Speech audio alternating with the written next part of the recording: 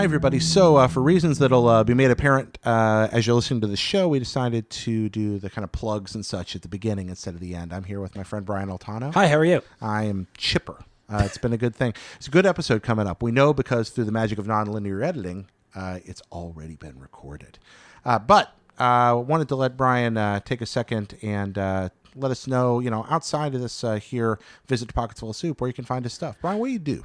Sure. I do a lot of shows, a lot of hosting, a lot of podcast stuff. So usually I'm in IGN videos and shows and podcasts there. I'm on Podcast Beyond, which is every single week on Wednesdays. I'm on Nintendo Voice Chat, which is every single week on Fridays. And every Thursdays, I'm on Up at Noon, which is a live show at 12 Pacific time with my co-host Max Scover, where we talk about video games, pop culture, movies, action figures, pizzas, all that fun stuff. At night, I'm on The Comedy Button, which is a show very near and dear to me. I've been doing it for 5 years now. We just hit our 270th episode. It's a lot. We're also on Patreon there, so if you want to support the show and you're used to supporting great shows like Jared's, I have a less good show that you can support over there. So come check that out. I think that's all my shit. Oh, I got an album out too, and a new one coming. It's called Misanthrope. That's the old one. What's the new one called? The new one's called Continues. Continues? Yeah. Oh, wow. And 9, 8, 7. It's very video game inspired, Oh, so you totally nailed that. I'm glad you picked up on that. Well, thank you. Yeah. Also, we want to thank our Patreon producers, Nick Rie and Robert Nieder, whose generous support makes this show possible, and everybody who helps on Patreon at patreon.com/JaredPetty. If you like what you're hearing here on Pockets Full of Soup, if you like what you're seeing, please, if you have a few spare bucks, throw them our way. It helps immensely with the show. And also, if you got anything you want to let us know about what's going on in your life, anybody you're thankful for, mail at pocketsfullofsoup.com. And on top of that, we have a Facebook group. And not just a Facebook group, but I would dare say perhaps the warmest, most welcoming Facebook group I've ever been privileged to be a part of. I got the Comedy Button group. There are good people over there. They are dope. Are we going to war? No, we're not going. They are dope. A niceness war. Yes, it's a meek-off. Yeah, I think it was Jeremy Parrish first said. I'm stealing somebody else's joke there, but he's like, "Who will inherit the earth? It's a meek-off." So yeah, that's great. Stealing Jeremy's joke there, but because I'm not funny, I steal other people's. You are funny. Stop saying you're not funny. You're funny. You said it again. You just made me laugh. Literally just now. I don't know what he's talking about. Did you see him laugh? I don't know. Yes. Anyway, it's documented. We're going into the episode now. Thank you so much for all your help for watching, listening, supporting, subscribing, etc. And we kind of end the show on a different note today. It's a heck of a story. I think you're going to enjoy it. Hi, everybody. Welcome to Pockets Full of Soup, the storytelling show. I'm your host, Jared Petty, joined by a very cold Brian Altano. I think I'm a big, soft California baby now, but I grew up on the East Coast, and this used to be totally fine for me. But, okay. But now you're cold? Now I'm like, when it gets, maybe I'm getting old. Yeah. Old cold? You know how old people are just constantly freezing? I do know that. Yeah. Well, it's happening to me. As I went bald, I got colder all the time. Is that what it is? Oh, my God. Well, you still got plenty of hair, though. No. So I want like a Mario Kart level that only has 2 characters, and it's like bald and gray hair. And okay. See, that's the race happening up here right now. Well, when you lose your hair, you get colder, but also it is legitimately cold here. But you and I were dieting right now. Yeah. I think that makes you feel colder. Yeah, we're losing weight. So right there, but I'm going to just show right now how much tougher I am than you. Okay. I mean, all right here. You can narrate over. Nobody can hear me. So. Oh, you're getting. Is this a long sleeve shirt underneath? Look at that. No, we're going short sleeve. Is this like a strip poker episode? I didn't tell you what we're doing here, Brian, but yes. There we go. Beautiful. Every time we're thankful for something on this episode, another article of clothing comes off. Thanks for having me back on your show. Thank you for coming back on. You are our first returning guest. Is that really? Yeah, first person we've had back. And that's because you told me a pretty fantastic story in the office one day last year. Yeah. And I wanted you to have a chance to come on here and tell it to everybody because it's like, wow, that's extraordinary. Now, in Pockets Full of Soup, we're always talking about the things and the people that we're thankful for. This week, we're going to switch it up a little bit, and we're going geographic with our thankfulness. But not just geographic. Cultural, I don't quite know. You've lived there. I haven't. Maybe you're the best one to encapsulate this, Brian. But today, I'm going to ask you about the place that you're most thankful for in the world. Have people not done places? Nobody's done a place. I remember like learning what a noun was, and it was like person, place, or thing. I figured Pockets Full of Soup was just like my favorite noun, the show. Oh, no, we've never done a place, but we're going to. We'll do this again. Well, it depends if this is a disaster. We've already started taking our clothes off. You did. Yeah, I did. That's true. So there is that. So it Yeah. could turn out to be an unmitigated disaster. But, So let's talk about New York City. we're going to talk about New York City. Yeah, New York City is it's my favorite city in the world. You knew Amsterdam, perhaps? Yes. Okay, yes. that place. There's something very, very special about New York City. I'm not from San Francisco. I'm not from California. I never thought I'd move to California. I never really wanted to move to California. California to me was what it is probably to most people who see it on TV. It's just a bunch of insufferable assholes eating salads. That's what it was, like, from the outside looking in. And San Francisco especially was the Full House theme song. That's it. And then maybe Rice-A-Roni. That's the San Francisco Treat. Yeah, and the Rock. Full House theme song. Yeah. And what else? And the Rock. Not like the professional wrestler. No, But the movie. The movie. The Michael the Michael Bay motion Michael picture. Bay movie. Where do you fall on The Rock? I try not to fall on the rocks. Where do you fall on the motion picture, The Rock? It's fine. I don't think it's like I think it's like Snakes on a Plane bad, where it's not bad enough to be good bad. Oh, thank God. Yeah. Okay, so this is one of those where I find myself on the wrong end of a lot of discussions with this. People seem to advocate for The Rock in ways that I don't understand. I watched Michael Biehn get gunned down in that shower with that music playing. I was like, no, this is a bad movie. I don't care if it's old James Bond. That's a great idea, but the execution, I don't know. What are your thoughts? It's a totally serviceable bad movie. But I don't think it's like people put it up there like with Die Hard and shit like that. Like, get the fuck out of here. It has a minecart level. Yeah. Because everybody knows there's old Civil War minecarts underneath Alcatraz. Yeah. Yeah. Well, so my problem with it now that I've moved to San Francisco is that police chase scene is. And it's so stupid to get upset about this in a movie about like green bouncy balls full of poison, but they like every time a car turns in that chase scene at the beginning, it's in a different neighborhood, which makes no sense. Well, like, that's whenever you see something that's filmed in a place that you know well, and then you see it someplace else. The town I was born in is where they filmed the movie Mississippi Burning with Gene Hackman, and it's just weird seeing these businesses that were in this tiny, literally one stoplight southern town.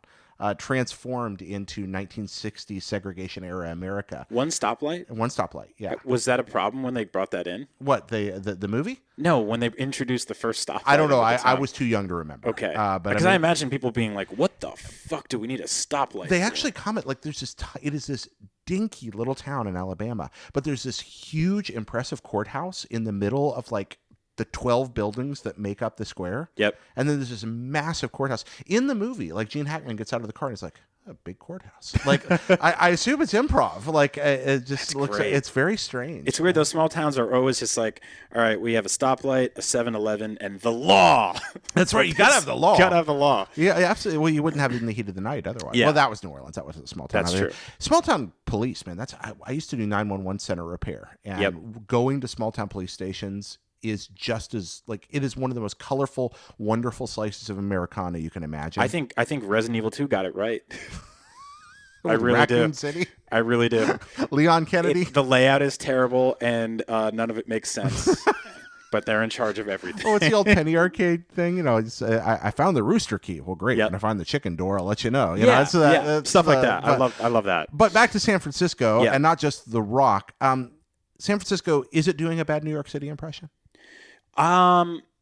No, I think that people who think that it's everything you can get from a major city are perfectly happy, but you get kind of broken once you go to a bigger one. Mm-hmm. It's a perfectly fine, perfectly adequate, at times adorable little city. Mm-hmm. And I do genuinely love it here. And it took me a while. I wasn't necessarily kicking and screaming about San Francisco, but I did come around to it a lot more than when I first moved You're here. a great San Francisco apologist, and you live right in San Francisco. I mean, you're I right do. smack in the middle. Yeah, I'm right smack in the middle of the city. I'm a kind of a city person. I've lived, I think, like a significant portion of my life now has been spent living in major cities, and if not visiting major cities. When it's time for vacation, like I like to go to places like Paris and Barcelona. Is that where you were last? Was Paris? Was that your last? Yeah, I was in Paris twice in a year because I do love it there. It feels like a weird alternate dimension, like Fringe episode version of New York City. Really? Yeah, Paris is awesome. Can you qualify that? I'm curious. I think culturally as significant when it comes to stuff like art and architecture. History, obviously, much richer and much deeper in France because there's more of it. And I think the people have this sort of like weird sort of swankiness to them and swagger that I think from the outside looking in is always seen as condescending, but it's not. Like there's something wonderful about that. I think they've earned their place in being just a little bit more like, oh, I know a little bit more than you do. Now, Paris has been there for a little while. Yeah. Just a bit. It's been there for a while. But New York is, so long story short, what a dumb thing to say at the start of like an hour-long show. Long story short. Well, that's okay. You know, I like those little silly cliches of language. I know I understand the cliches are eye-rolling sometimes. I like when we go to familiar things, except for the word basically, which is never okay. Yes, I don't like that at all. It means nothing. No. It has absolutely no meaning. So basically, no. I think I talked about this in the last episode I was on, but my mother grew up in Italy, and her family are all, they came here on a boat, immigrants. I don't remember. I make fun of the fact that she forgot her papers because there's that whole WOP thing without papers. Wow. Do you know? You don't know about that? Is that where that comes from? You didn't know that? No. Yeah, that's where it comes from. That derogatory racial term comes from without papers. Yep. I did not know that. It's like a weird racist term because it's like, oh, you forgot your keys. Like it's like, gosh, that's horrifying. It's like having a racist term about a guy who has his shoe untied. It's like, oh well, you got me. So your mom came here, and what was she a documented immigrant? I believe she was, but they screwed up her last name when she got here because that's what they did in Ellis Island. I think they were just like they just hired a guy who just like how substitute teachers can never read the kids' last names. Mm-hmm. I think that's the people they had working at Ellis Island. Okay, so it was just like a business full of substitute teachers. Okay, they're like Jared Pooty, and they're like, no, oh well, you're Jared Pooty forever now. Jared Pooty. I could be Jared Potty. Yeah. Actually, Petty's pretty terrible. Honestly, I mean, Petty's an awful last name. I think it's cute. Petty? Really? Yeah. Oh, I don't like it at all. Well, it's a not a great word. No, it means like somebody. Small, trite, and like conniving. I leave off the conniving part when I think of you. I think if you were an asshole, that'd be the worst last name in the world. But you're a nice guy, so it works. I've had to try harder. It's like pointing to. But your mom's last name was what?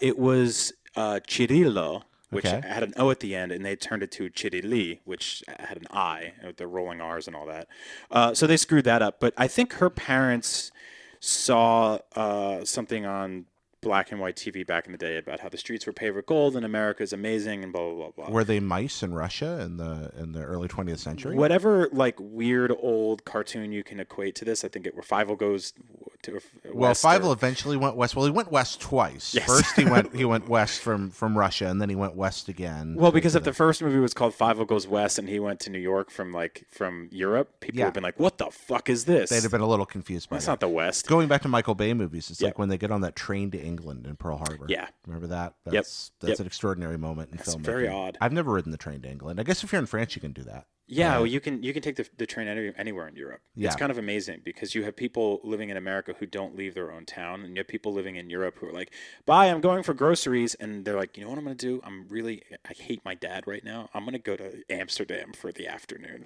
Yeah, and I'll come back a few hours later, and it'll be like, where were you today? School." You know, in you can reality, just do that. Sweden. Yeah, Sweden. You can just do that. Okay. So, wow, that's beautiful. New York, my mom moved to Jersey City, New Jersey. Okay. Which is about 15 minutes outside of New York City by train or car. Is Jersey City the Jerseyest of all Jerseys? It's pretty Jersey. Yeah? It's pretty fucking Jersey. Okay. It's the kind of thing where like, I don't know, you picture somebody being like, I'm walking here. And like, there's like, just Italians on every corner and stuff like that. The city's changed a lot. Culturally, ethnically has changed a lot. I think it's now a lot more Hispanic and I think a lot more Dominican. But back in the day, it used to be a lot of sort of European immigrants would come there and stay there. Okay. And this has changed over the course of your lifetime? Yeah, or before? yeah. And it's not gotten better or worse. I think it's actually gotten better in terms of people want to live there. It used to be a lot more crime riddled. When I was a kid, it was like a little more dangerous. Mm-hmm. But Jersey City was right outside of New York City. And my mom moved there, and my dad lived there for his whole life until he met my mom, who was an immigrant, and they fell in love, and they made me Okay. and two other brothers who were younger than me. So I was the first. You were the firstborn. I was the I didn't firstborn. know you were the oldest brother. Oh I didn't yeah, realize yeah, that. yeah. Okay. It's why I'm such like an older brother on my shows now. I'm on the Oh, older. this explains so much about you and Yeah. Scoville. Yeah. Yeah. Of me and Max. Yeah, Oh like, yeah. I mean, yeah. he's completely like Max is 100% my West Coast younger brother. Yeah. Like totally. I've seen the dynamic, but I didn't realize you were the oldest in a family. And he was Clicks an even only more. child growing up, so he totally just leaned into this whole idea of like, oh, I have an older brother now, you know. So it's been really cool. Yeah, I love Max, but we. I want to be the middle child in your family someday. You can totally be. Thanks. That's great. I love that. So at a young age, my mom was working in New York City, which was right outside of. You're not good at coasters. I gotta get. What am I supposed to do? I gotta get that this fell together. in your lap. You There did. go. Well, I'm gonna take more clothes off now. You were about to say it. So my mom worked in New York City, Yeah. and my dad taught in New York City. Okay. So at a very young age, I was going to New York City from Jersey City all the time. Your dad's a teacher? Yeah.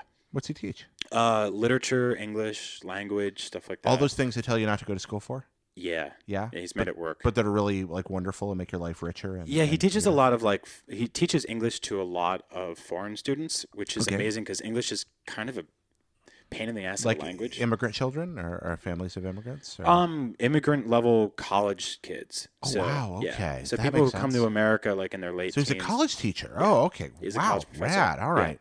That's very cool. So anyway, back to Jersey City. Yeah, Okay.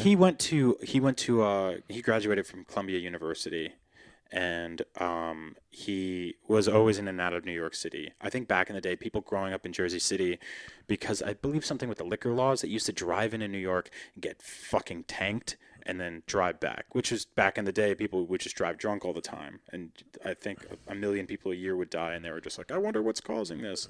So perhaps Perhaps. consuming drugs Yeah. before operating large deadly vehicles. Who would have thought? Okay, so people would go to New York, drink, and Yeah. drive back to Jersey City. That's terrifying. So then he went to college in New York City, and my mom taught there, and then my dad ended up teaching there, and then I went to preschool there. So my first schooling ever was at this little school right next to the UN.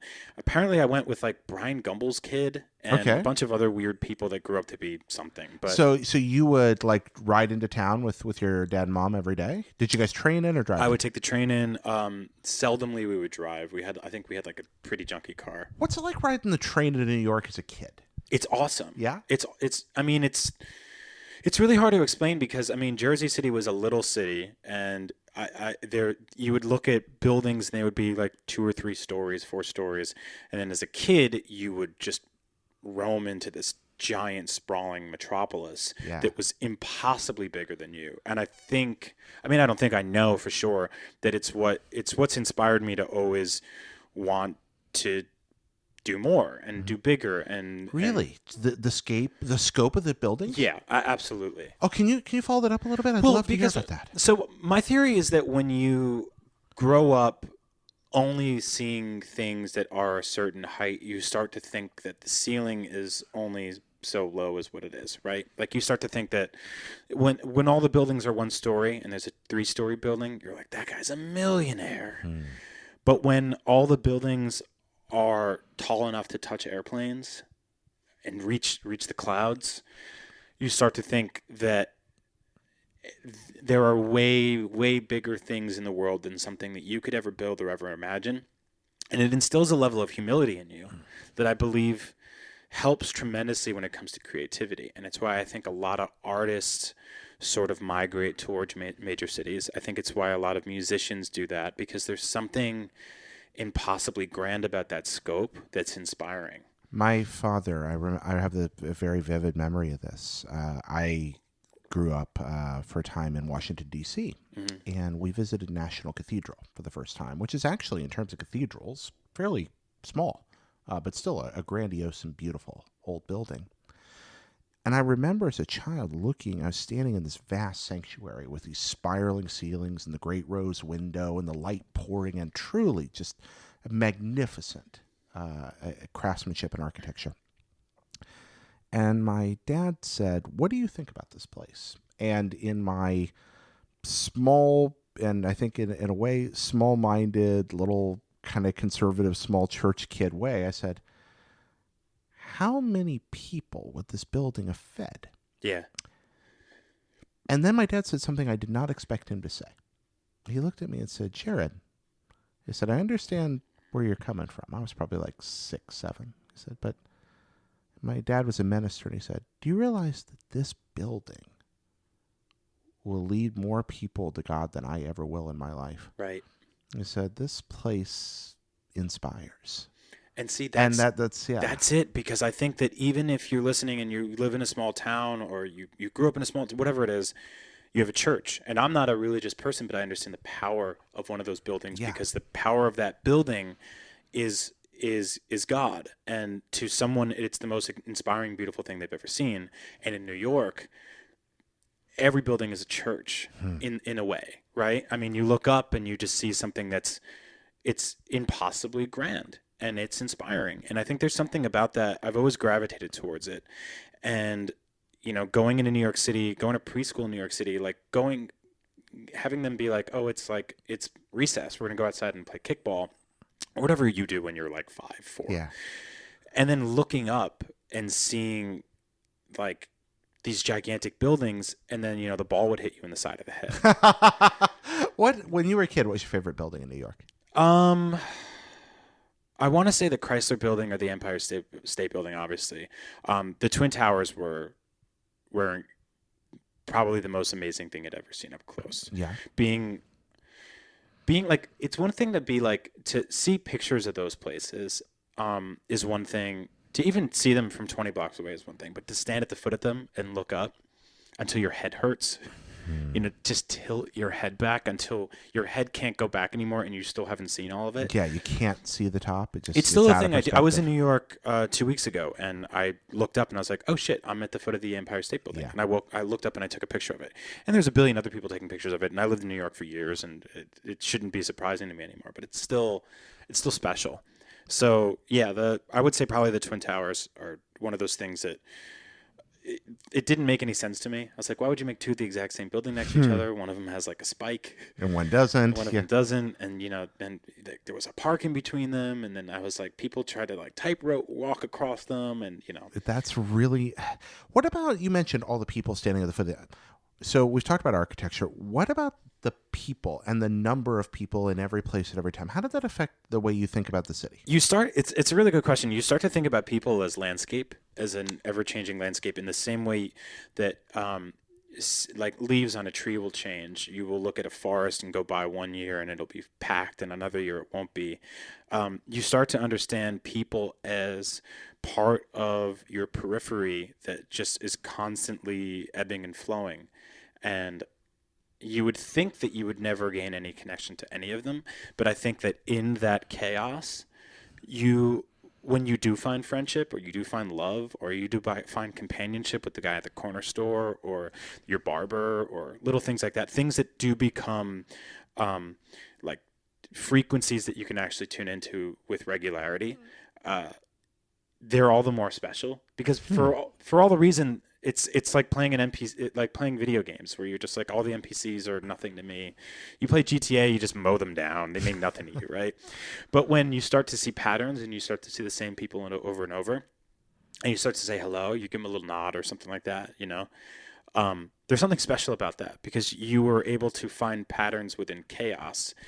And then from that recognition, call friendships or companionships. Or you really are an artist, aren't you? Like the way it looks. Yes, absolutely. Well, yeah. No, I'm the kind of kid that like and I said it in the last episode, I believe, but like when I was bored on a rainy day, my mom would be like, here, draw, paint, sculpt. Yeah. She's an architect. So she designed buildings for a living. So I've always had an appreciation for them. And my drawings for the first 15, 20 years of my life were drawings of skylines, because I always lived in New Jersey in areas where within 5 feet or 500 feet you could walk and see the New York City skyline, always.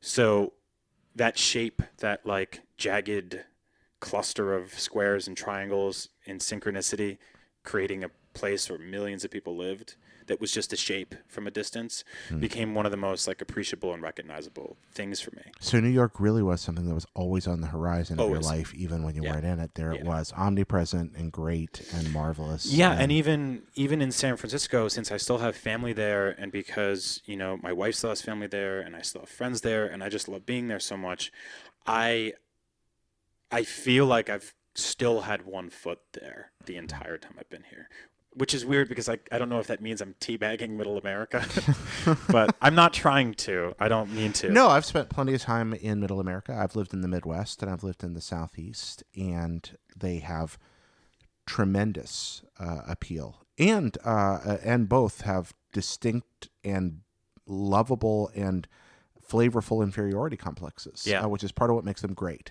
Yeah. The Midwest is largely great because of its inferiority complex, and the Southeast, which is probably my favorite part of America, which is my real home, definitely has that. But that kind of regional rivalry is part of what makes us a great, huge nation. I think it's part of what makes us work. Very few countries as geographically large as ours have managed to endure.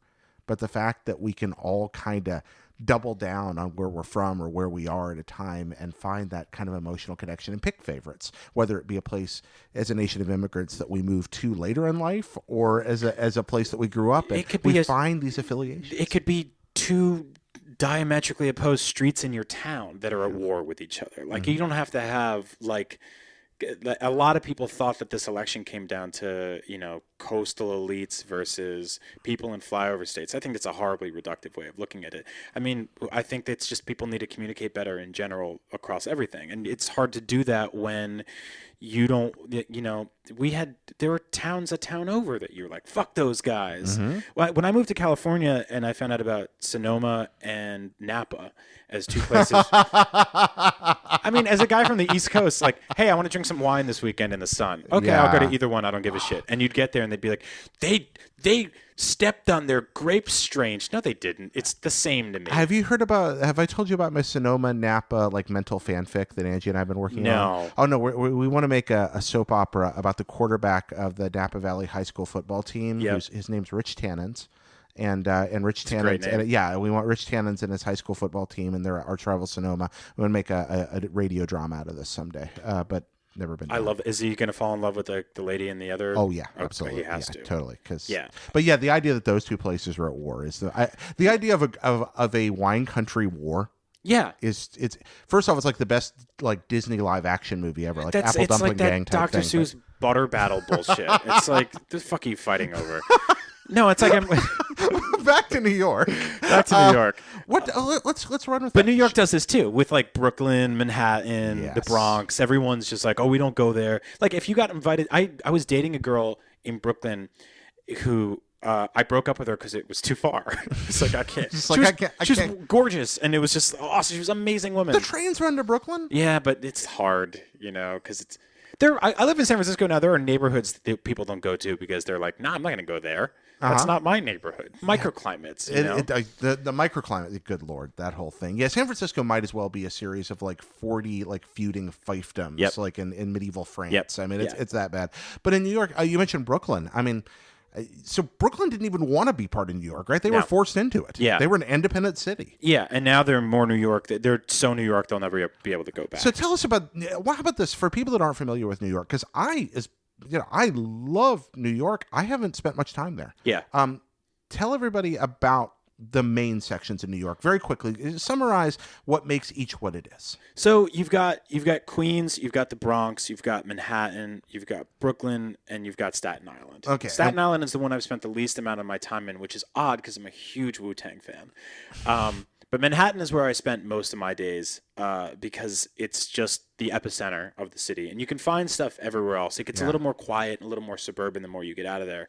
But I had New Jersey, which is sort of this weird sixth borough. Yeah, right. Like, it's almost part of the city. And again, back to like feuding between neighbors. I mean, no one hates they call you a bridge and tunnel kid when you come in from New Jersey to hang out in New York and go to shows and stuff like that. So you love metaphors. If you're going to create a famous person metaphor, if the personality of each of these places is a person we've heard of, who are they? Who's Manhattan? Man, I'd want to say that I'd have to say that they're all rappers. Like, All of them are rappers. Yeah. Okay, so who's Manhattan? But that's too easy. I mean, That's all right. I'm putting you on the spot here. God, Manhattan's probably, and I know Jay-Z is from Brooklyn. Yeah. But Manhattan is probably Jay-Z. Manhattan is Jay-Z. Because if you listen to his music, there's this huge swagger to it. There's this big sort of like pompous beat to it, but there's an intellectualism to go with the swagger that I think makes sense. And then there's like this fight to be king, right? Like, you look at Queens, you have Nas. It's dirtier, it's grittier, but it's smart as fuck and it's slick and it knows what it's doing. You look at Brooklyn, you have the Beastie Boys. It's laid back, it's about craft brews, it's fun. It's kind of falling apart, but they're making the best of it. You know, there's a good sense of humor to it. What's left? Staten Island is definitely Wu-Tang. They're ignored, they're pushed in the shadows, but they're fucking hungry and they're devastatingly good at what they need to do. Who's left? Let's say the Bronx. The Bronx and New Jersey. Okay. So first the Bronx, and then New Jersey. The Bronx, I would have to say KRS-One, who's like one of the smartest rappers of all time.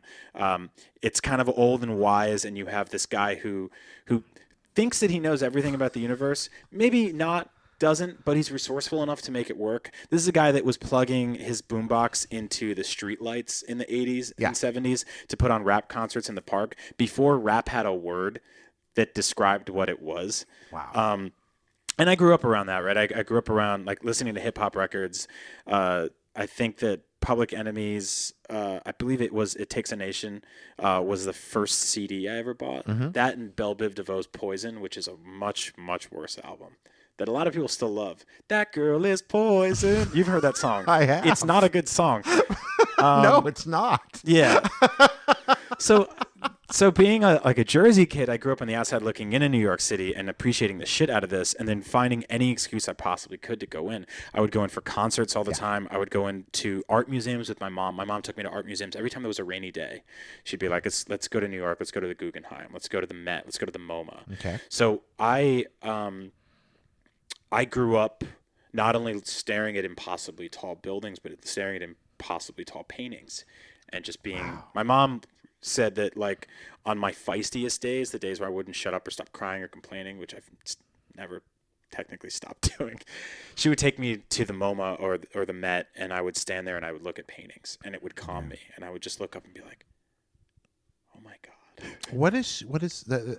What is your favorite place to stand and look at art? Like, what corner, what painting, what exhibit in all the world, in all the city of New York? What's the place that brings you the most joy to stand? What's the place you think about going to when you go back to the city? Oh, I have such an easy answer to that. It's the Big Whale Room in the Museum of Natural History. Okay, let's hear about the Big Whale Room. So the Museum of Natural History has, and again, it's so hard to explain to people, but the idea of something that's so much larger than you can possibly understand is encapsulated so well in this museum, because it is not only gigantic and sprawling, and you will get lost in it, and you will go on a field trip, and two of you might not come back. They were eaten by wolves in the Paleolithic exhibit. Yeah. But this also has a history to it where you're like, when I go outside, there's bigger buildings than I could ever understand. There's 1 million cars. There's 1 million people. But in here, there's an elephant. There's dinosaurs. Have you been to the Museum of Natural History? Not in New York. No. So the one in New York City is, again, impossibly large. The areas are segmented by sort of place of origin, and it's all gigantic, massive taxidermied animals. And then you turn the corner, and there's sculptures that primitive civilizations made. There was Lucy, which was the first sort of like missing link between. Is that where Lucy is? Lucy was there for a while. Okay. I don't know if they moved Lucy around, if Lucy's on tour. But there was one room about oceanography that was, again, impossibly large. The kind of thing where you could hear like the squeak of somebody's shoe from half a mile away. I love rooms right? like that. And it's just so quiet, and there's like the air is kind of still, but it's cold. And there's a history to it, and there's dust, and there's something just magical about it. They made a movie, Relic, which takes place in the Museum of Natural History in Manhattan. Man, that movie sucks. It's a bad movie. Yeah. But I love it because it takes place there. Exactly. So, that's the same thing with, I don't like Night at the Museum, but it happens at the Field Museum, and therefore I'll Isn't watch that cool? it. Yeah. So the oceanography room in the Museum of Natural History has this whale in it that's I believe, a life-size whale, or the world's biggest life-size. It's not a real whale, but who's gonna tell you it's not? I mean, are you gonna go diving and figure out the whale's slightly too small? Yeah. You know, exactly. Now this thing it's the size of the football field in your high school. What's right? it made of? Like plastic and styrofoam, or it looks heavy though, but it looks real. Like it looks like it's made of clay, and so it looks like a real whale, but it's not like a stuffed whale. It's not like a taxidermed whale or anything. And it's not like a sad dead whale on the beach. It's like a whale that's just like, I just fucked, and it's just like it's soaring. It's great. It's huge. Again, impossibly long.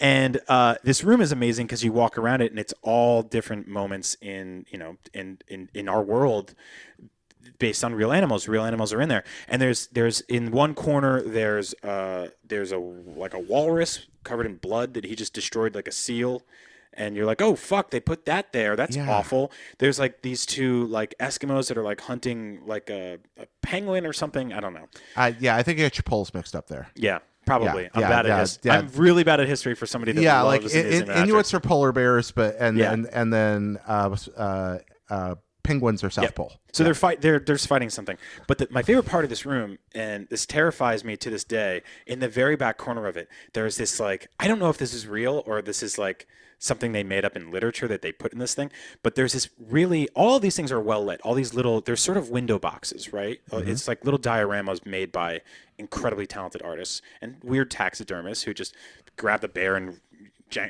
grabbed his mouth open, and he's like, he's about to kill something. But in the corner, there's this squid that's like 100 feet long, and he's attacking, I believe, like a boat or a submarine. Whoa. And they didn't turn the lights on for that, or if they did, it's really dim. So you're thinking this is like a mile beneath the earth in the sea, and this is just happening to this ship or this boat, this submarine. And you're like, that's out there. That's a real thing. And being a kid walking up to this thing is terrifying because you're like, that's real. That's real. Like, how can I fight with my friend over what's better, like Ghostbusters or Mighty Max, when there's that fucking there's thing? There's a giant squid that's going to eat me beneath the surface. It's going to eat me. And there's a giant whale that's the size of a football field, and you can hear the squeak of the echoes of the fingers across the... it's the kind of room that's created to instill wonder. Yeah. And the Museum of Natural History it's like a Radiohead album. It's pay what you want. You can get in for $1 or $17. Much like Misanthrope by Brian That's Altano. true. My album as well.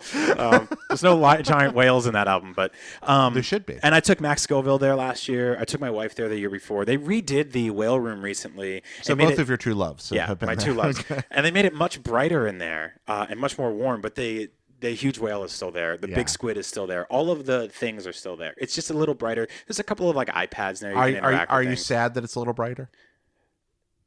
Yeah, I think so. I think a little bit. I think kids should be scared in museums a little bit. I think that fear and wonder, especially in nature, like especially in natural museums, that's extraordinary. That idea that you could, that something scary makes it more interesting. No, I'm totally about that. Because you should be scared of giant squids. You should be. I mean, you should be fascinated by them. It's kind of like people are with sharks. So like sharks are wonderful and they're an important part of our ecosystem, and no one should hunt them for nefarious purposes or exploit them.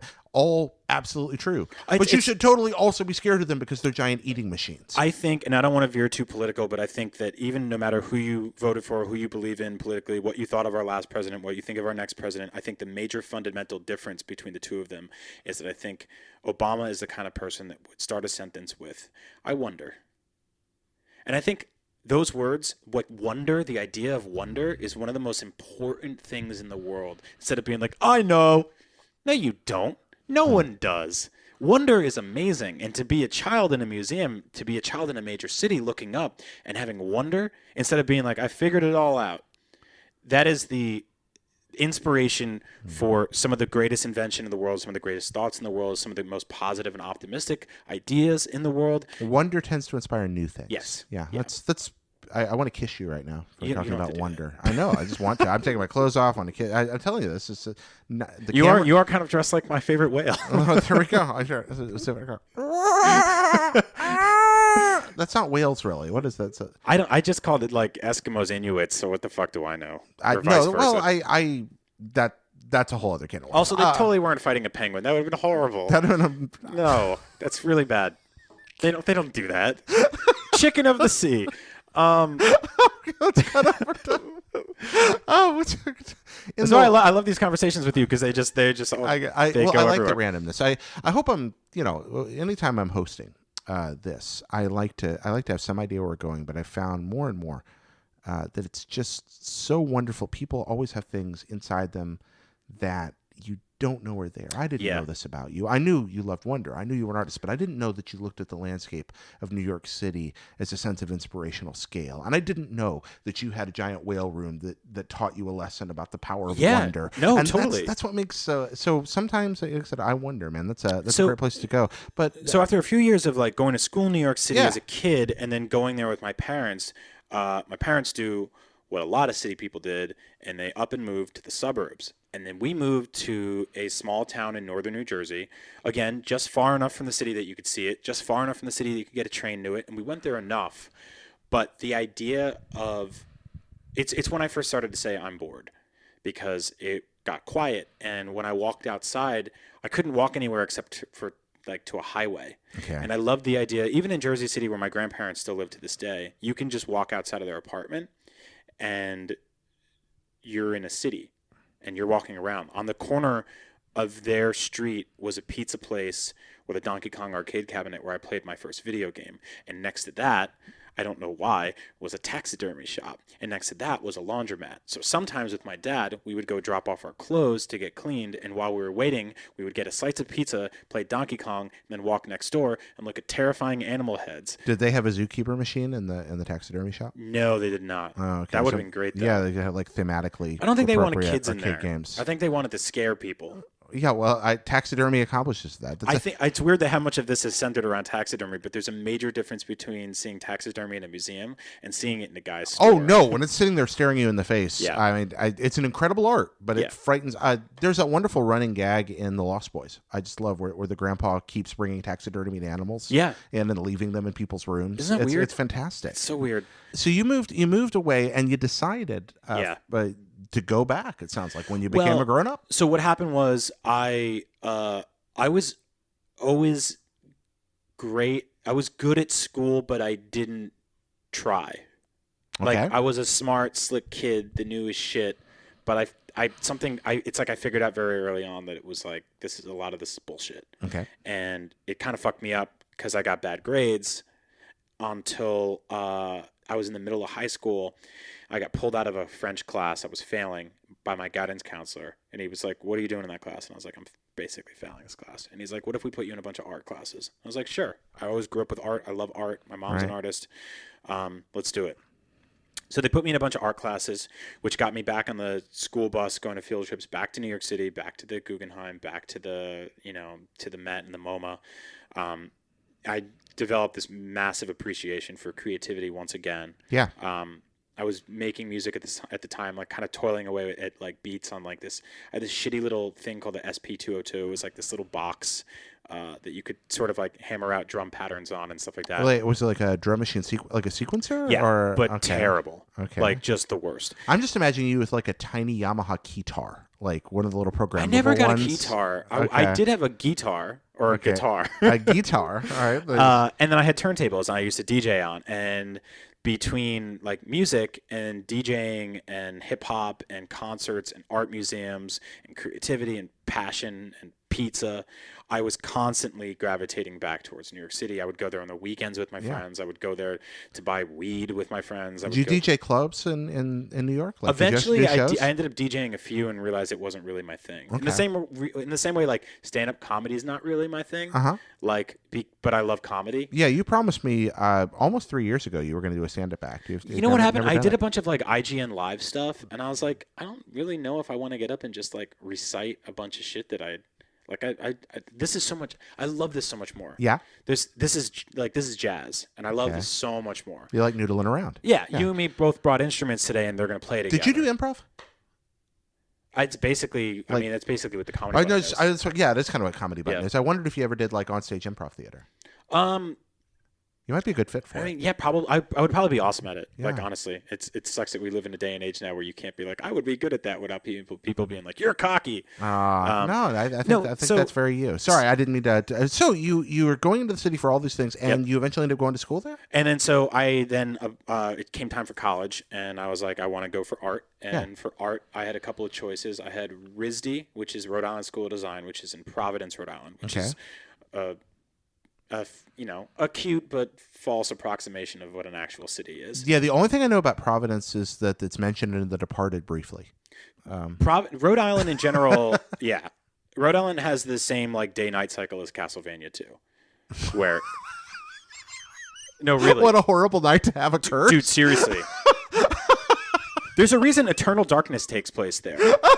Sorry, no, seriously, like that is a beach town, and in the winter at night, it is like it's cold and scary. Yeah, I'm just imagining you standing on the Atlantic coast, kneeling next to a cliff with a crystal and being swept away by a whirlwind. That's 100% it. That is. So you know where to find the graveyard duck? That's exactly what it is. No, it's exactly what. Like you can walk to the cliffs in Rhode Island and just be like, oh God, this is a great place to die. I think I want to live here. Like that sounds amazing. Yeah, I guess it's just I don't know. Yeah, that sounds like an it's incredible perfectly place. fine, but I would never. You live decided there. you didn't want to live so in Castlevania 2's village. I started applying to schools in New York City, and I got into all of them, much to the chagrin of my awful piece of shit guidance counselor, who was like, "You'll never get into any college."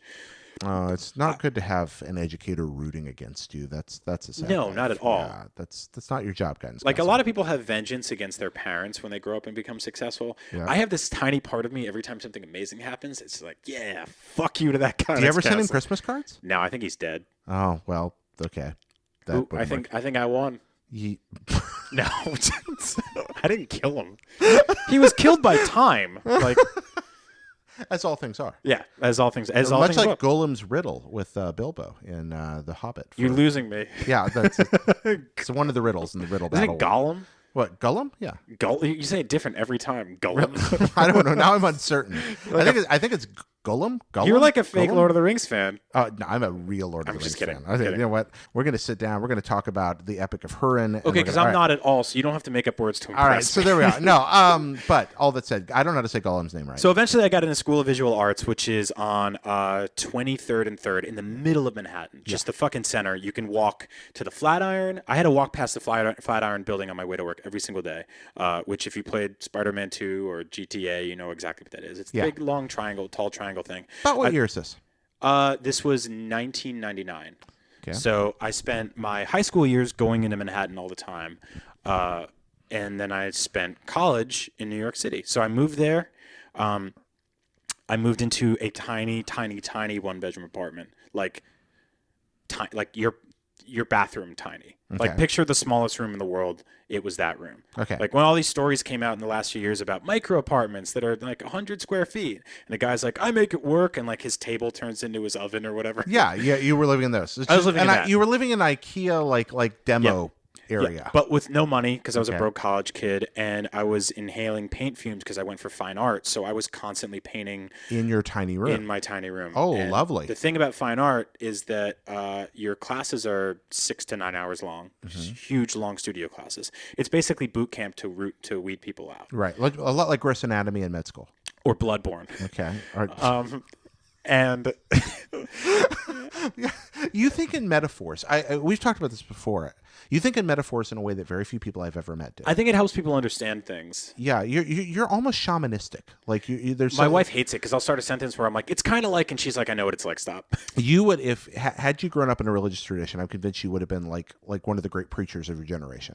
You think in metaphors better than almost anybody. I'm more of an Aesop's Fable guy. Well, that's the same kind of idea, really. I do love when you're doing it right. It's like that. It's fucking weird animal story. Weird animal stories are wonderful. I was watching a Community rerun the other day, and they're like, I was at the animal hospital, and like Donald Glover's like, and he's like, the animals are the patients, and he's just like, oh, like I said, he's thinking, a hospital full of animals running the place. Of course, that'd be amazing. Animals in lab coats. Fucking love that. Yeah, animals are great.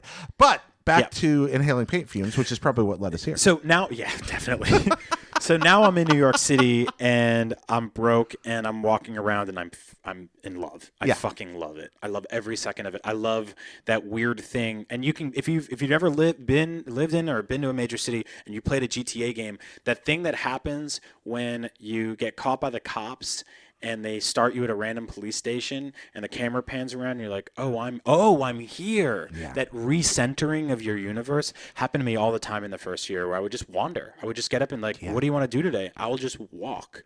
And it's harder to do in San Francisco because it's 7 miles by 7 miles and it's full of hills, which most adults hate, such as me. And to be fair, it's not like when people talked about the hills in San Francisco, I used to be like, well, what's the big deal? Right.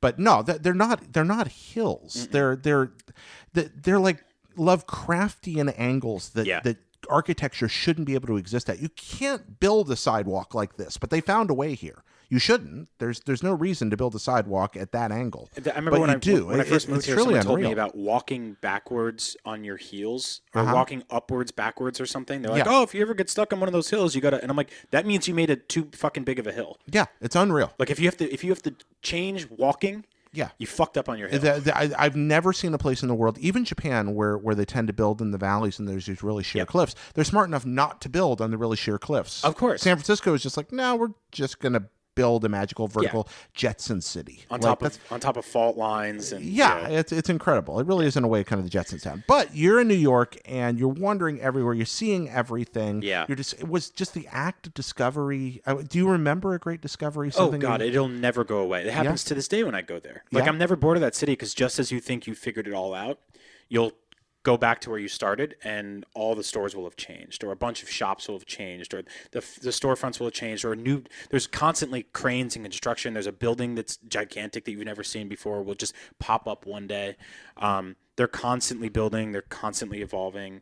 Architecture is magnificent there. Like, what's the most New York thing you've ever seen? I mean, besides like Pizza Rat. Is that the most New York thing you've ever seen? Pizza Rat's probably the most New York thing anyone's ever seen. So after all this talk of grandioseness and the inspiring power of the architecture, the crowds of people that become a sort of a seasonal landscape, the ability to wander, what does Pizza Rat have to do with the rest of that? Because that is... The dream is when you look up. The reality is the Pizza Rat. Right? Like what you attain to is above you, but street level is a rat and a slice of pizza. And that's most days all you can afford. And most days that's all I could afford, right? I think the most New York thing I've ever seen was a guy with a Santa Claus hat flicking a cigarette into a saxophone. I'm not kidding you. Like, this guy was playing a saxophone terribly. Another guy with a Santa Claus hat who should be like, Merry Christmas, Happy Holidays, flicked a cigarette directly into a saxophone, which made one of the coolest noises I've ever heard. But that's about the most New York thing I've ever seen. That's pretty extraordinary. Yeah. You mentioned Pizza Rat. My first day in New York, I ate pizza and I saw a rat. Yeah. So I guess it's it. I guess that's lovely. That saxophone thing's incredible. Pizza is not. I'd love to see you draw that. Like the cigarette going into the saxophone. That'd be a great painting. Pizza is not just a thing that New York is fantastic at because of the water that has chemicals in it and makes the best dough, or because angry Italians have come across the world to come, beat up cans of sauce until they're delicious. It's not the ingredients. It's not the love. It's not the air. It's the fact that when you have nothing, when you have no money, there's pizza. Okay. And I think when you're in college and you have nothing, there's ramen noodles. But when you live in New York and you have nothing, there's pizza. There's a $1 pizza shop, and it's not the best, but it's better than what you would get normally in California. I lived off pizza as a broke college kid for a long time, and there's just something special about it. You're lucky that you're eating, street food in the city that makes the best version of it possibly in the world outside of Italy. I was shocked by how good it was, and I was shocked by how cheap it was. Yep. Food in general in New York was much less expensive than I expected. Well, I think there's it scales better there, right? Like you can there's a poor middle and upper class in New York City that you don't get in something like LA or San Francisco, where I feel like there's the middle is getting cut out of these cities. And in New York, you can still spend $7, $6, $5 on lunch. Yeah. I was there. My first time in New York wasn't until 2014. It was autumn. It was beautiful. I was there with McCaffrey. And he's just like, pick a place. He just said, point to a pizza place. Yep. He said, I'm going to show you something. He pointed, walked over. He said, "Okay, there's an oven in the back. We're good." Yep. And out came a steamy slice of some of the most solid pizza I've ever had. Just fantastic, delicious, succulent, greasy, but still consistent without being drippy. Wonderful pizza. It was $2. Isn't it insane? And I was just like, what is this? What is this magic? I don't get it. In their bagels, it's just like another thing where you're just like, and that's why I kind of like dragged a lot of anger to California, because when I first got here and I went out for a night drinking and went for a slice of pizza afterwards, I was like, what the fuck is this? No, you come to California for the avocado, and you come to California for a lot of other wonderful things. Burritos are great. Burritos are great. The sushi's much better here than a lot of the rest of the country. But there are good pizza places in San Francisco. Yeah, it took me a long time to find that if you stop going for the New York slices, anything that says like New York style, get fucked, because nothing in New York says California style. Nothing. Yeah. Nothing does. Not the California Pizza Kitchen. Yeah, like get the fuck out of here. They don't even eat that here. Like that's just made up. Don't believe any. That's like cartoon airport food. That is. It's nonsense. I like that. It's not just an airport. It's cartoon. Airport. It's cartoon airport food. But yeah, so I mean, you gain a connection to the city, to the people, finding the patterns between the chaos, to the fact that like the street food's delicious, and you're just there, and there's a camaraderie to it, and then it just becomes very, very special to you. And from the outside looking in, to now be part of it, was really, really special for me to be making art in New York City. Yeah.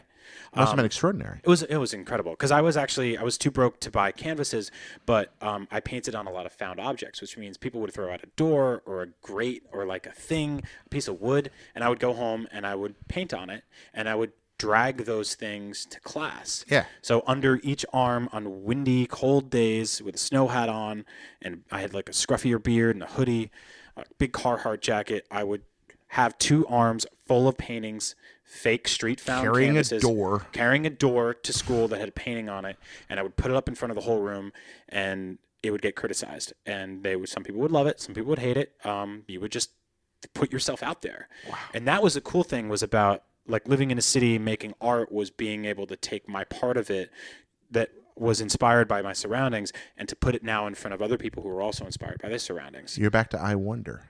Right. You have to put it up in front of them. I wonder what they'll think. I think it's I mean, if you look at what I do now in terms of like comment culture and putting shit out on the internet for people to tear apart, I'm like, no one's going to ever say anything as mean to me as like a teacher would say to me about the door I carried to class on a 5-degree day. You know, like you'll never get me like that. Like if that lady tore me apart and my hands couldn't move because they were so cold, you know, and I only had $2 in my bank account. I'm going to take a risky tangent here, because I don't know your background with this. But when I think about New York, I think about a few things. I think about the architecture. I think about the people. I think about the history, because I love history. But something else I think about besides pizza and rats, I think about baseball. Yeah. So you're not a sports ball guy, at least not in the discussions you and I have had. But New York is the city that gave us the Yankees, the Giants, the Dodgers, and the Mets. Yeah. It is, and the Rangers. It is America. Exactly. And the Knicks. It is America's baseball city. And then it's a great sports city for all sports. Actually, so I like secretly fucking love baseball. I didn't know that. Yeah, I know, I love it. I don't watch any sports actively anymore, because it's just like, to me it's too much of a time sink. It's just sort of like I think they play like 200,000 baseball games a year. They do. Yeah. So and they're like somewhere between 3 and 40 hours each. So that's most of your adult life gone. Yeah. But 162 games a year per team. I mean, come on. That's I believe I lived in New York twice when the Yankees won the World Series, which was just fucking incredible. Okay, it was. So you cared. Oh, yeah. What was it about it? Was it osmotic? Oh, yeah. Yeah, I mean, there's just the entire... It's a city full of cranky, miserable people who are happy together for some reason. Like, camaraderie is huge in New York City, and if you can get everybody together on the same page on something, that's a special thing, especially because you have so many different opposing views there. But to get everybody happy about one thing is really fucking amazing. So that's why New York City had hip-hop anthems. It's why every summer there was one song that came out of New York that was the song that the world was like, that's New York shit right there. It's why when Atlanta started getting really good at hip-hop, there was a lot of resentment from New York, because New York was like, that's our thing. Don't fucking take our thing. So it's why Madison Square Garden brings people together, the idea of like going to a concert there. It's why, like the Empire State Building, the fucking like Broadway, even stupid ass Times Square, the Yankees, shit like that is just like that's a thing that people from all over the world can appreciate. And New York is made of immigrants from people all over the world. That's what people forget about that. It's like no one just started in New York. No one started anywhere really. No one has started anywhere. They've all come from somewhere else. So the people coming together for that was a huge thing. And the Yankees, they have a great history. They have a great lineage with guys like Mickey Mantle, with guys like fucking Babe Ruth. Like you look even in the 80s and 90s, like they had great players, but guys like Derek Jeter and the rest of them, like it was just really fucking cool to be around when they were playing. And so it is the unification of it. It's another manifestation of that. So I've danced around it a lot, but this whole discussion started with a discussion you and I had in the office. And I think this talk about camaraderie probably is the place to go to it. You've mentioned architecture. You've mentioned camaraderie. For somebody who lived in New York City that moved there in 1999, that means you were there in 2001, I suspect. So I don't suspect. I know. For somebody that was there in 1999, you were there in 2001. Mm-hmm.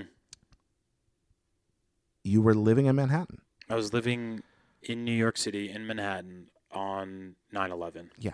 And if you don't mind, I just like you to tell the story you told me. Sure. It's a weird story to tell because I think that it's very September 11th is such a weird thing because we're just far removed from it nowadays that you will have coworkers who don't remember it. Like I have coworkers that don't remember it because they were too young. It's been 15, it'll be 16 years this year. How did we get that old? Right? Isn't that crazy? And I guess I was 20 years old when this happened, and I was living in New York City. I had moved out of my dorms. I was living on 27th and 3rd.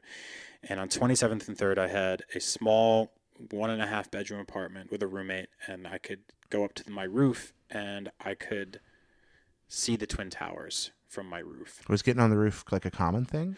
Then it was. Yeah. Pre 9/11, it was. Yeah. People used to go up to the roof all the time. You would drink beers up there, hang out. You'd have milk crates you'd sit on. You'd smoke cigarettes, just kind of kick it. You could jump to other roofs from there. Again, there was always a bigger roof than yours, so you'd see people up above you. Sometimes they'd throw batteries down at you and stuff like that. I had a halfway house across the street from me. They didn't really like anybody because they were angry and poor, and I don't blame them because they hurled batteries at you? They would just throw shit out their windows because they were like fucking teenage, like they were just inner city teenage kids living up there, and they would cause trouble, which is the same thing I did in suburbia. I just didn't have a tall enough building. That's lucid. Yeah. Thank you for saying that. Sure. So I was living in New York City, and I could go up to my roof, and standing on my roof facing downtown, I could see the Twin Towers, and to my right, I could see the Empire State Building, and behind me was Central Park, and that was my view. That was my life. Yeah. And I had a dog named Guru. Did you name the dog? I did. Yeah. Why did you name the dog Guru? He seemed wise, and also there was a rap group called Gangstar, composed of DJ Premier, who makes some of the most New York City beats ever made. He made New York State of Mind. He made a bunch of other shit. He worked for Jay-Z, Nas, a bunch of everybody else for years. And he had a rapper in his group called Guru. Okay. And Guru had this very like slick, sort of like knowledgeable swagger to him, but he was also kind of lovable. And I named my dog after him. And because it's just a cool name for a dog. It's a fun name for a dog. He was half Chow Chow, half German Shepherd, and he turned out to be not nearly as wise as the name. But I loved him even more for that. Gangstar sounds kind of like a Kansas City arcade game distributor. It from does, like the right? early 80s. Yeah. It doesn't sound like, doesn't it? Or like an old NES game company or something. Yeah, like exactly. That? Yeah. That sounds kind of fantastic. We should start Gangstar Records someday. I think they did. Okay, is that what it's called? Yeah, Guru, my dog, passed away a few years ago, and oddly enough, I believe Guru the rapper passed away within a year or two of my dog passing away, which is just weird universe shit. But so you could get on your roof. Yeah, so I could get on my roof. I would bring my dog up there. I would walk my dog around Manhattan all the time. And 9/11 happened on the 11th of September, obviously, but what that means for people who know what September means it was the start of the school year for thousands of people. Yeah. So I was starting my, I guess my third year of college by then, second or third year of college by then. And I was living in my own apartment building, and a bunch of people were coming to New York City to go to art school and other colleges for the very first time. And these are people from all over the world, and specifically all over the country, small little towns in Texas, Arkansas, California, people who had never been in New York City. And they were greeted with this gorgeous week, just stunningly beautiful weather. And they got here, and it was sunny, big, perfect clouds, nice breeze. And they said to themselves, New York is amazing. Yeah. I'm going to live here. I'm going to make this my new home. I'm going to learn how to create and produce and make art. And then September 11th happened. And so it was a Tuesday morning. It was a Tuesday morning. And I had a friend named Mike who moved from New Jersey, had always lived in suburbia. He was going to New York Film Academy, which is in Union Square, which is on 14th Street. And Mike was crashing in our apartment and getting ready for his first day of school, and he called me on, I had a landline and I had this little shitty cell phone. My first cell phone literally only had one game on it, and it was called Falling Numbers. And numbers would appear and you would have to press them on your keypad before they hit the bottom. That was the only game. So it's fucking amazing now. The prequel to Frog Fractions. Yeah, I have GTA on my phone now. Yeah. I didn't even have Snake. Okay. That's how shitty my phone was. So my phone starts going like brrr, brrr, doing just that obnoxious late 90s Nokia buzz thing. Yeah. And I picked it up, and my friend Mike was like, "Yo, B, I think a plane just flew over Union Square really low, and then we heard a big noise. What the fuck is up with that? Is that a thing here?" And I was like, "No, it shouldn't be." And he was like, "I don't know, maybe put on the news and check it out." And instead of doing that, I was like, I feel like having a cigarette because I smoked at the time. And I went up to my roof with a cigarette dangling out of my mouth, and I lit it, and I looked up, and I saw the Twin Towers, and one of them had a huge hole in it, and smoke was coming out, just bellowing smoke. And I was like, what the fuck is going on? What's happening? I don't have any idea what's happening. I ran downstairs, and I turned on the TV, and there was early reports that a small commercial or private jet had accidentally crashed into a building in downtown Manhattan. That's all they knew. And then they started showing shots of the Twin Towers. And I was like, why am I watching this on TV? I can see this same shot from my roof. And I ran upstairs, and then the second plane flew in and hit. So you saw it happen. And then I knew this is not an accident. This is controlled. This is a strike that was deliberate. Then I ran downstairs, turned on the TV again, because I went from being like, what's the news, to I can see it myself, which is a very bizarre... you watched the second plane hit the building? Yeah. So this is a very bizarre way to consume an event, is to sort of, through the filter of your own mind and through what the news and every news station is telling you. I think a lot of people don't get that anymore because... Yeah. I mean, it's just odd to be at the center of something as it's happening, and then also run downstairs to get your information, but know that there's something happening in front of you with your own eyes that needs to be watched, even if it's hard to see. Mm-hmm. So I went downstairs and I started calling everyone I knew. Yeah. My mother immediately, first person I called, and went right to voicemail. Did you know why you were calling? No, no one did. Yeah. But everyone in the city was calling at the exact same time. So could you even get calls out? No. So all the networks went down. Yeah. Everything went away. And you didn't know why? I didn't know why. And I left a message on my mother's answering machine that I believe she still has. She saved it somewhere. And it was like, "Hey Mom, it's Brian. I heard this loud noise, and my friend called me, and I went upstairs on the roof, and it looks like the Twin Towers got hit with something, and it's really bad, but I'm gonna stay and find it and see what happened. Call me back." It was just a fear and a terror in my voice, but not no information. And right? she still has this. Yeah. It's the phone calls I remember most about that day. Isn't it weird? Yeah, the answering machine, voicemails, the phone calls. Yep. It's the thing that stuck with me over the years. I wish I had the one still. The hearing you say that, I'm glad you still have that. It's extraordinary. So the news started saying that it was an attack. I don't know if they were saying terrorism right away, but they were saying it was some kind of attack.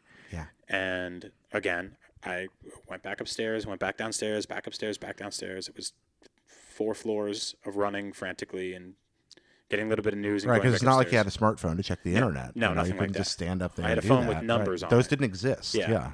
And my phone didn't even work that day, so Yeah. you couldn't So even. you just I don't even think running- you could check whatever So version. just TV and up and down. Yeah. Okay. I think my phone had email. Other people in the building doing the same thing? Yeah.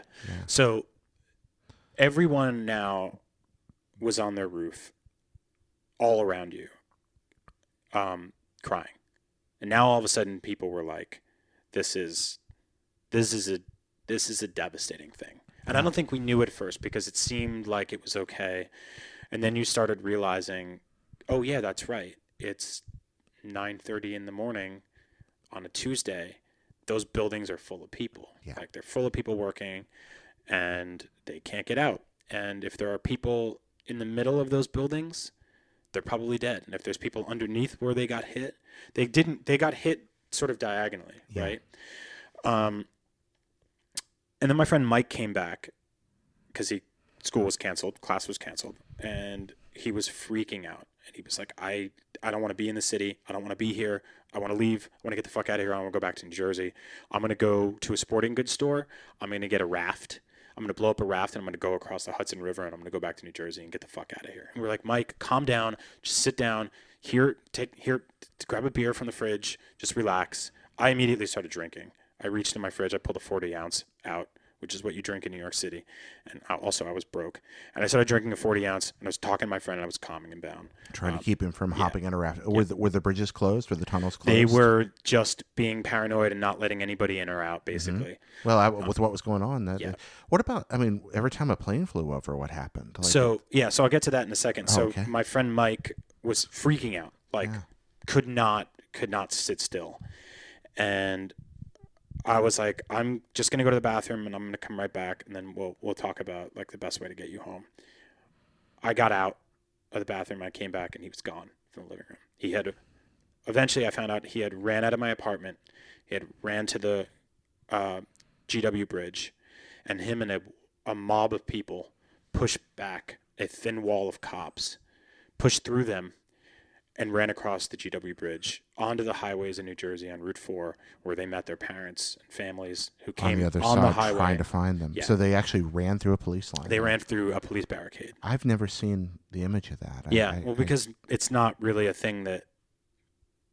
It's like when people talk about September 11th, they don't really talk about again, like I said, like New York City is the giant monumental buildings, and then is the street level of the stories you don't hear. Yeah. And the pizza rats. And the pizza rats that day fled across the bridge, and they tried to flee across the river, and they did what they could to get the fuck out. Everybody ran. Yeah. And everybody ran. And I had this weird fucking thing happen to me where I was like, I can't leave. Why was that? I didn't want to. I felt drawn to New York more than I'd ever been drawn to anything. I felt not necessarily a camaraderie yet because there was so much confusion, but I felt this magnetism and connection in that I didn't want to abandon it. Not like I could help it in any way, but I didn't want to. That was how you felt. Yeah. And so did all the other people. I said everybody ran. That was incorrect earlier. What I meant was a percentage of people ran. I think that because they wanted to get to other people they loved or away from that place. Yeah. But the roofs were still full of people. Yep, the roofs were still full of people. So I wanted to be there. I didn't want to leave. I wanted to stay. So you asked me about the planes. I went up to the roof, and now fighter jets were coming in to the city every 5 minutes. Just flying low? Just huge military fighting jets flying into the city, flying overhead like we were in a war zone. Yeah. And they were flying past the Empire State Building. And when we would run downstairs to use the bathroom or grab cigarettes or more beer and turn on the TV, what the news kept showing that day was the Twin Towers with 2 smoking holes in them and the Empire State Building. And they kept showing this ominous shot of the Empire State Building because we all thought it was next. Mm-hmm. And now my apartment was like 10 blocks away from the Empire State Building, and fighter jets were flying over the city. Yeah. So we all thought we were going to watch another building get attacked today. Yeah. Luckily, we did not. Yeah. So I stood on my roof. I watched those fighter jets, terrified, just terrified and scared, crying. Everyone is in tears. People are coping in whatever way they can. They're screaming. They're drinking. They're catatonic. And again, it's a beautiful, beautiful day. That's the fucked up thing. Like when you think it's not like Children of Men. Mm-hmm. You know, there's not gray skies and dark dystopian. It's a beautiful day. Mm-hmm. And now, you know, you're trying to call your friends that you know that are downtown. I think that like you would maybe get a call in every few hours. I think I got in touch with my parents finally, and I said, I'm going to stay. And they said, come home. And I said, I can't. I have to stay. I can't leave this place right now. And I stayed on my roof. And eventually in the afternoon, I want to say around 1 or 2 o'clock, maybe even earlier or later, I don't know. The smoke was bellowing so heavily from the Twin Towers that they began to crumble under the weight of the heat and destruction. And they collapsed, and you saw the blue sky behind them. And it was the first time you've ever seen the blue sky behind the Twin Towers, because the Twin Towers always stood in front of it. They were there. They were there. Constantly, persistently there. And to see a blue sky behind them meant that they were gone. And so it wasn't this ominous idea of pallor. I mean, obviously there was smoke, and you've seen the images of the smoke pouring down the streets, but it was blue sky. It was blue sky. It was beauty in a way. In that there was a relief to the destruction by seeing like a blue sky full of sun and white clouds, which is the most naturally beautiful thing that this earth can provide. But it wasn't the way it was supposed to be. But it wasn't the way it was supposed to be. And it was the weirdest. It was like the worst reveal of a perfect day. You know? What did that do to you, Brian?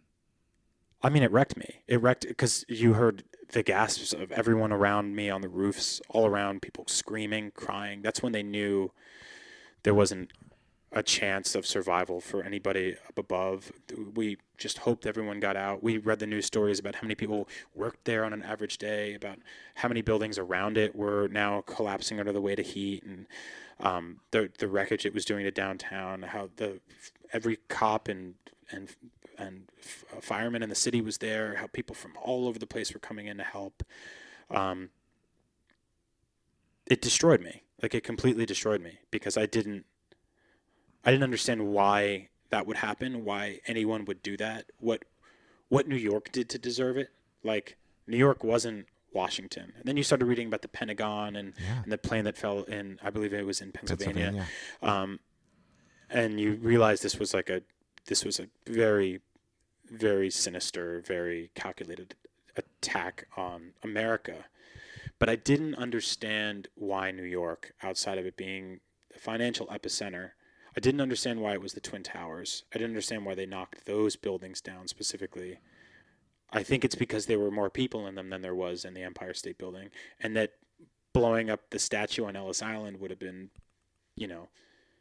like, it's kind of a hokey gesture from like an Independence Day sequel. It'd be like, well, why that? But this was truly horrible. This was truly horrible, and it was something that, like, watching those buildings collapse and watching the sky be revealed from behind them is something I'll never forget. Have you carried it with you since? Oh yeah. That doesn't go away. No, I mean, there was. I mean, I saw close to 3,000 people die that day. Yeah. Without knowing it.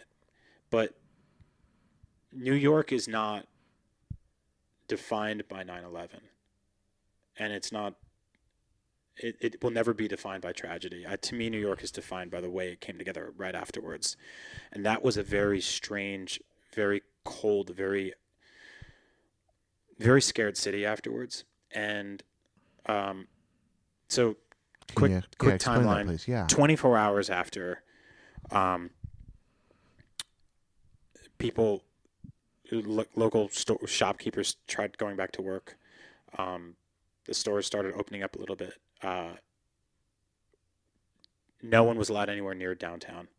You couldn't go down to the financial district, and you wanted to because you wanted to hold people and hug people, but you couldn't. You started reading stories about all the bodies they were pulling out. You started reading stories about all the firemen that were hurt or killed. And then a weird thing happened. The reality kicked in that these buildings were made of materials, and these materials burst into flames those days, and copy machines and coffee machines and paperwork and people and stucco and old pipes and drains and everything all burned at the same time that day. And that smoke created a cloud, and that cloud was like the nothing from the Never-Ending Story that made its way uptown. Just hovered over the city. Little by little, you could actually see it, like this lumbering giant walk towards where I was on 27th, which is 27 streets above the financial district. And it started creeping up towards us to the point where for a few hours or a day, you couldn't really see a street in front of you. There was thick white smoke in the air. But everyone was assuring us it'll be okay. Governor, I believe it was Christy Todd Whitman, I believe, said that that it was fine. They did tests on the air. No, it wasn't. Like, we all know that. We all know it wasn't. And we breathed it, and I went out there with my dog, and I put a little mask on him, and I put a little mask on me. I had painting masks from when I painted, and I walked him, and, I brought him back inside, and then we stayed inside, and I talked to my friends who were going to school at Parsons and other colleges that were closer to the financial district, and they said that they had been breathing in, basically they had to get kicked out of leave their apartments because there was just white smoke in the air. Yeah. Eventually the smoke passed, but near me on 27th in Lexington was a building called the Armory. And the Armory is where they were bringing the bodies to be identified. And that's where I saw a level of darkness that I've never understood and will hopefully never see again. And that's where I saw the widows, husbands, wives, children, family members, friends. And I watched an entire street turn into a candlelit vigil with missing pictures of people who hadn't been identified or hadn't been found. And there were flowers everywhere. There were candles. There were pictures and everything. What happened in the few weeks after that was New York went New York like it always does every winter, and it got wet and snowy and rainy, and the candles started going out, and the flowers started dying, and the pictures started ripping down. And I still walk by all the time to see, because I was connected to it, and I was curious, how are people handling this? Because I didn't know myself. And you would see women screaming, crying, being like, my husband is a Marine. He knows how to survive. He's alive down there. He's okay. He probably built a shelter beneath the rubble. They're going to pull him out. He's going to be okay. This is like days later, weeks later, just incapable of actually accepting the reality that this is what would happen. And then you started hearing all the stories about people who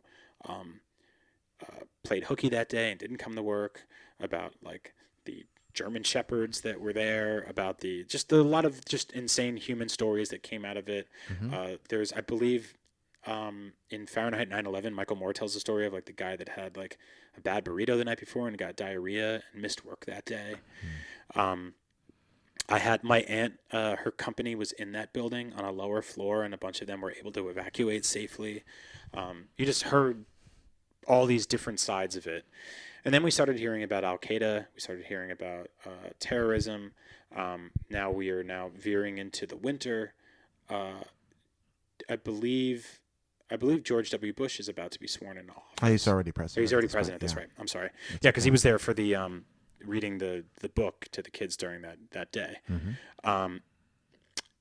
And now New York is a different place because it lost.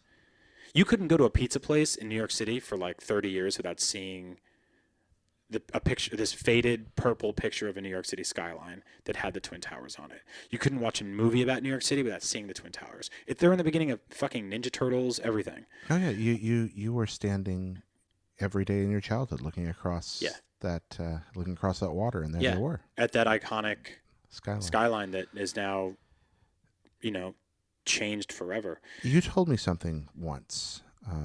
As a painter, you find yourself now, 15 years later, still painting skylines. Yeah, always. You trying to put the towers back in there? I think I'm trying to put something there. I think whether or not it's there.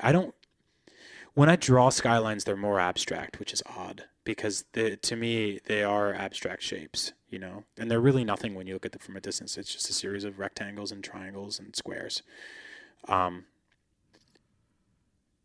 But I did understand that they were gone when they were gone. I didn't understand the Freedom Tower. I didn't understand the justification or the logic behind building a bigger thing than the thing that was there. To me, it felt like they were building a middle finger.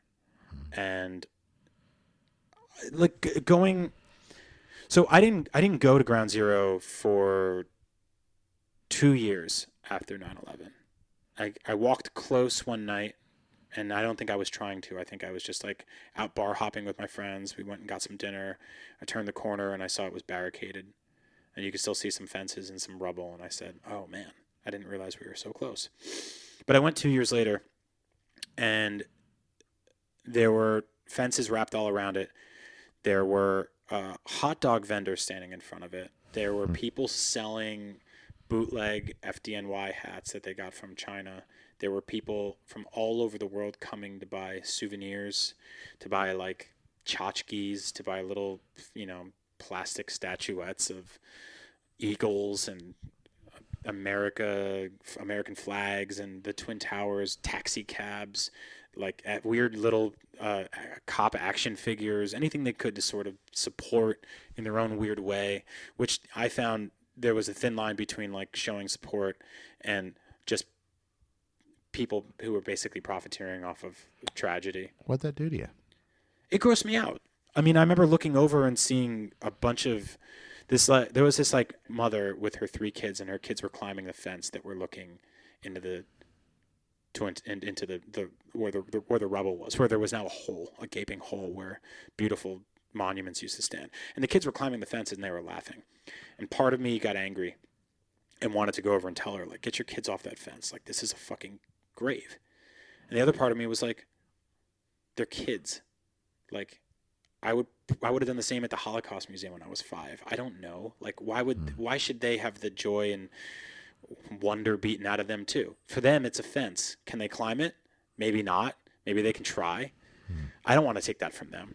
So from there, they built a September 11th memorial, which I went to 3 years ago.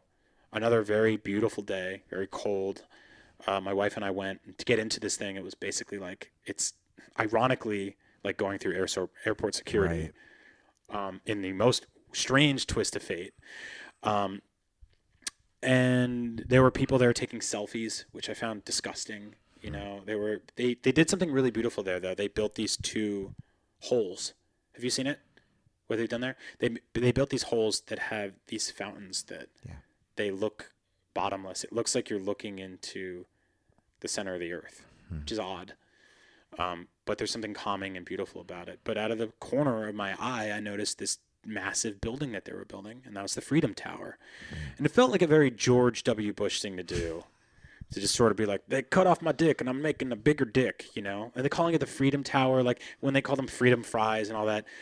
I'm okay with it now. I think it's a beautiful building, but it took me a couple of years to be like, to me, there should have been a park there. There should have been a wall. You felt names. Like you understood the intention of the response, but it wasn't the way you'd have gone with it. It felt like, well, fuck you. We're going to build something even bigger. But that's not my call to make. We all have different calls on how to do it. But no, I understand that. I have, again, we're not going to get too political.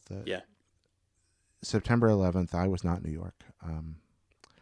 But my heart was broken as much by our response as it was by what happened. I felt like we took a bad situation and other bad things came out of that. Well, New York City protested the shit out of that war. Yeah. Do you know why? Because we knew what it felt like to have that level of terror unleashed upon us. Mm-hmm.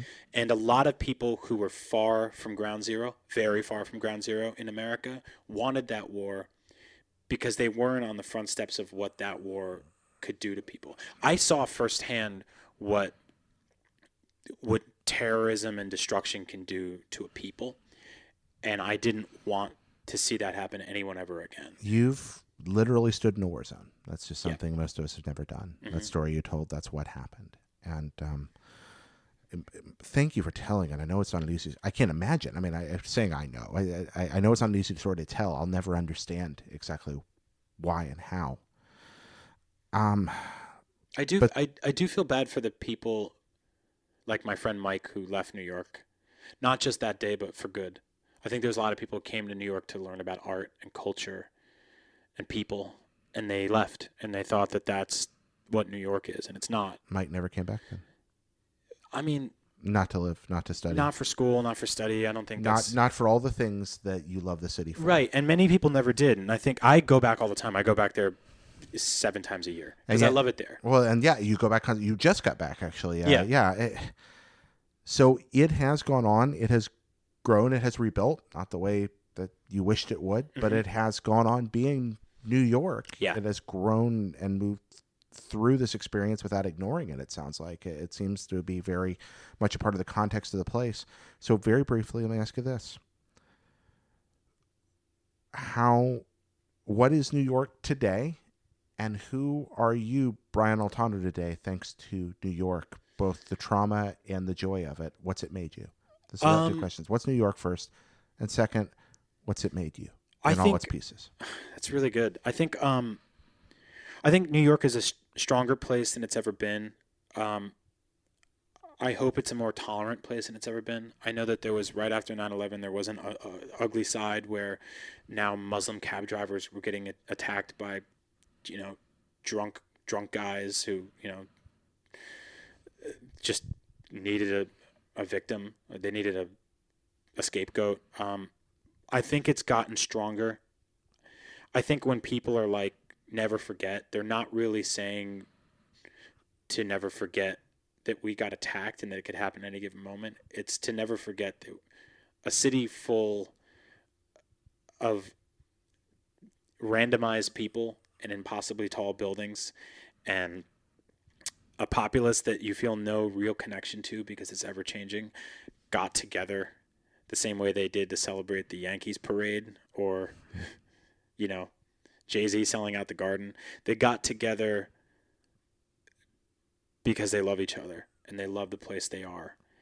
And that's what they're saying. They're saying never forget to camaraderie in the face of tragedy. And I think it's taught me that when things go bad in my personal life or things go bad for my friends, it's not something that you are ever expected to handle completely on your own. It is something that you are stronger with others. You're stronger in numbers. You are more powerful being creative. You are more powerful. You are more cathartic talking to people. We are not individuals. And I think our world is making us feel that way now. The way our social media, the way our phones are little mirrors, the way everything is so sort of xenophobic, the way we are so on our own all the time. You constantly feel alone, probably more than ever now. I think people are even terrified to talk to each other. I always say it's a fucking miracle we're even doing this. But I think what it's made me dealing with tragedy with family or with friends or anything like that is it's made me go, I can get through this if I come together with good people. And if I stay optimistic, if I keep creating, if I keep finding what's beautiful in this world, if I keep looking at wonder, if I keep looking up at tall buildings and knowing that they're bigger than me and that they're bigger than anything I'll ever understand, and to keep making until I make something big enough that someone else can look at it like that. It's taught me to never stop and to keep making and to be closer than ever with the people that mean the most to me. Thank you, Brian. Thank you. I think that's a wrap right there. We'll see you next time. Thanks for having me.